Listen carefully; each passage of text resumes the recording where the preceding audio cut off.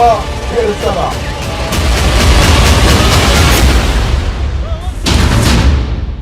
Double धमाका, double हमला, Hamas का खुफिया युद्ध।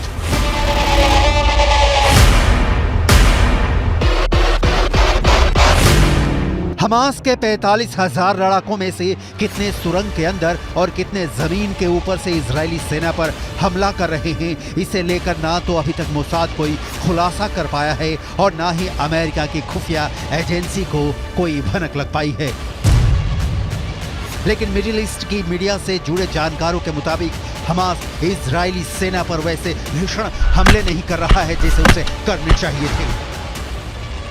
कुछ खबरों में दावा किया गया है कि भले ही इजरायली सेना दावा करे कि वो गाजा सिटी के बीचों बीच पहुंच चुकी है, लेकिन हकीकत में इस दावे पर पश्चिमी मीडिया के वॉर एक्सपर्ट्स अब सवाल उठाने लगे हैं।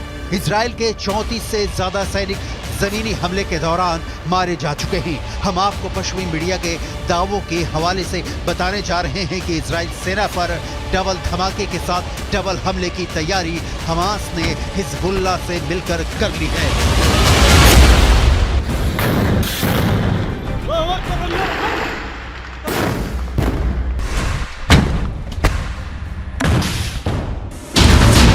इजराइल की वर्दी में हमास के लड़ाके। लगता है इस बार इजरायली सेना, इजरायली खुफिया एजेंसी मोसाद और बिना शेत हमास की ताकत और वॉर प्लान को समझने में बुरी तरह से फेल हुए हैं। 27 अक्टूबर से शुरू हुए दूसरे चरण के इजरायली हमले में दावा किया जा रहा था कि इजरायली सेना एक हफ्ते के अंदर उत्तरी गाजा से हमास के लड़ाकों का सफाया कर देगी, लेकिन अभी तक इजरायली सेना सिर्फ 400 के करीब सुरंगों को तबाह कर पाई है। इधर हमास ने फिर दावा किया है कि उसके लड़ाके इजरायली सेना को उत्तरी गाजा में हरा देंगे। आखिर हमास इतने बड़े दावे कैसे कर रहा है? कुछ खबरों में यहाँ तक दावा किया गया है कि हमास के लड़ाके इजरायली सेना की वर्दी पहनकर हमले कर रहे हैं।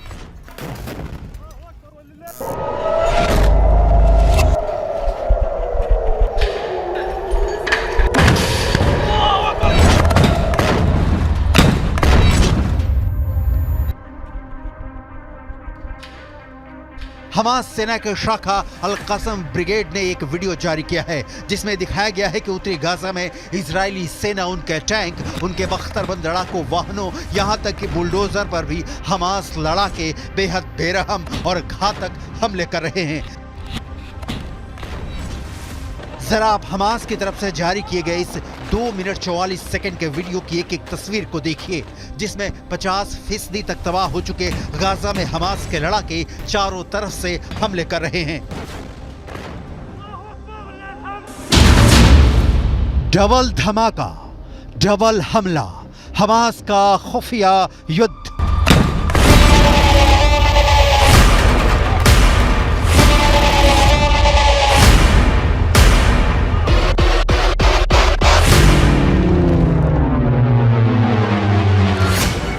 हमास की अल कसम ब्रिगेड के लड़ाके आरपीजी, थर्मोबैरिक ग्रेनेड, रॉकेट से इजरायली सेना पर बेहद पास से हमले कर रहे हैं।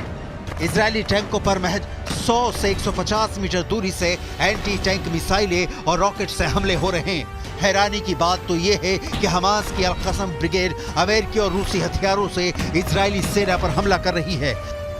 हमास के पास जो घातक राइफलें हैं उन्हें देखकर ही लग जाता है कि या तो अमेरिकी हैं या फिर रूसी। इस वीडियो में दिखाया गया है कि हमास के लड़ाके अचानक तबाह इमारतों से बाहर निकलकर आरपीजी फायर कर रहे हैं या फिर टैंकों पर सीधे रॉकेटों से हमले कर रहे हैं, जबकि जमीन पर इजरायली सेना का एक भी पैदल सैनिक नहीं दिख रहा है। इजरायली सेना पूरी तरह से या टैंक के अंदर है या फिर किसी बख्तरबंद वाहन के अंदर से हमास के लड़ाकों से जंग कर रही है। हमास के इस खुफिया युद्ध ने इजरायली सेना के पसीने छुटा दिए हैं। खुद इजरायल के रक्षा मंत्री तक मानने को मजबूर हैं कि उन्हें बेहद क्रूर और शातिर लड़ाकों से जंग करनी पड़ रही है।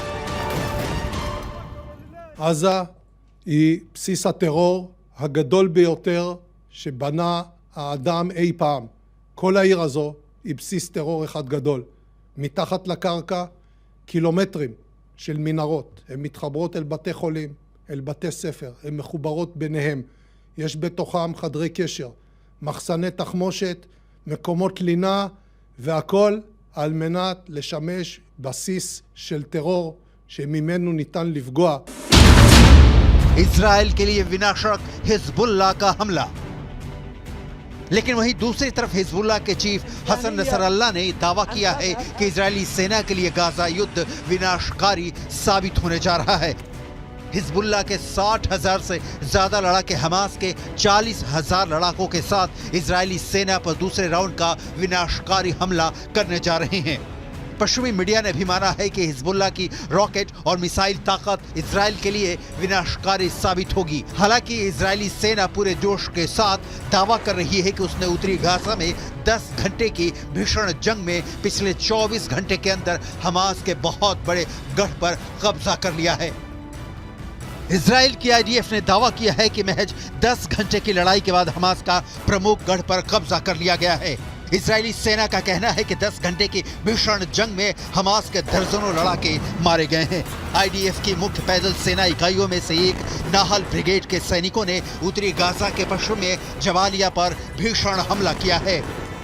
जबालिया में आउटपोस्ट 17 पर आईडीएफ ने हमास लड़ाकों को मारकर कब्जा कर लिया है। आईडीएफ ने खुलासा किया है कि हमास के लड़ाके जमीन के ऊपर और भूमिगत मार्ग से हमले कर रहे हैं। आईएसए और आईडीएफ की खुफिया जानकारी के आधार पर एक आईडीएफ फाइटर जेट ने सेंट्रल कैंप ब्रिगेड में हमास के एंटी टैंक मिसाइल यूनिट के प्रमुख इब्राहिम अबू मगसीब को मार डाला है। आईडीएफ के मुताबिक अबू मगसीब के मारे जाने से पहले इजरायली सेना और आईडीएफ सैनिकों पर कई एंटी टैंक मिसाइल से हमले करने जा रहा था। इससे पहले हमास के एंटी टैंक मिसाइल के कमांडर मोहम्मद असर को आईडीएफ ने मार डाला था। Fighting. It's not an operation, it's a war. It's going to last time. It's going to take its time until Hamas no longer exists, until our prisoners, people that were kidnapped, will come back home. It's been rough, it's been hard, but we're doing a good job. IDF ने कई तस्वीरें जारी की हैं जिसमें दावा किया गया है कि नॉर्थ गाजा में हमले बेहद तेज कर दिए गए हैं। इजरायली सेना ने यह भी दावा किया है कि हमास के करीब 60 कमांडरों को अब तक मार दिया गया है।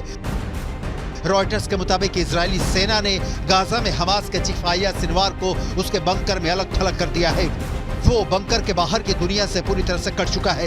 इधर इजराइल के युद्ध कैबिनेट के मंत्री रॉन डर्मर ने दावा किया है कि 30 दिन से ज्यादा की जंग में 3 से 4 हजार से ज्यादा हमास लड़ाके मारे जा चुके हैं। उत्तरी गाजा का 50% इलाका पूरी तरह से तबाह हो चुका है। फिलिस्तीनी और हमास समर्थकों के बीच कोहराम मचा हुआ है। وقصف وعنا معاقة. احنا طلعنا من بيتنا لانه ما فيش المنطقة كلها اخلة. فيش طلعنا على المدارس مش آمنة برضه.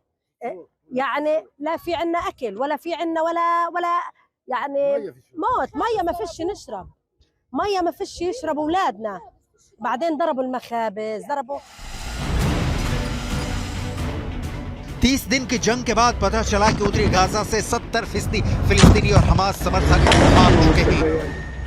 उत्तरी गाजा से दक्षिण गाजा के बीच 14 किलोमीटर का फासला है। दक्षिणी गाजा में लगभग उत्तरी गाजा से 7 से 8 लाख लोग पहुंच चुके हैं, जबकि उत्तरी गाजा में फंसे 1.5 से 2 लाख लोगों को हमास के लड़ाकों ने मानव ढाल बना रखा है। हथियारों के साथ हमास के लड़ाकों की लड़ने की क्षमता साफ दिखा रही है कि जंग अभी खत्म नहीं होगी, बल्कि अभी जंग में बहुत से खिलाड़ी खून की होली खेलने का प्लान बना रहे हैं। अब देखना होगा हमास और हिजबुल्लाह जब दो तरफ से डबल अटैक इजराइल पर करेंगे, तब कैसे इजरायली सेना हमास और हिजबुल्लाह का सामना करेगी।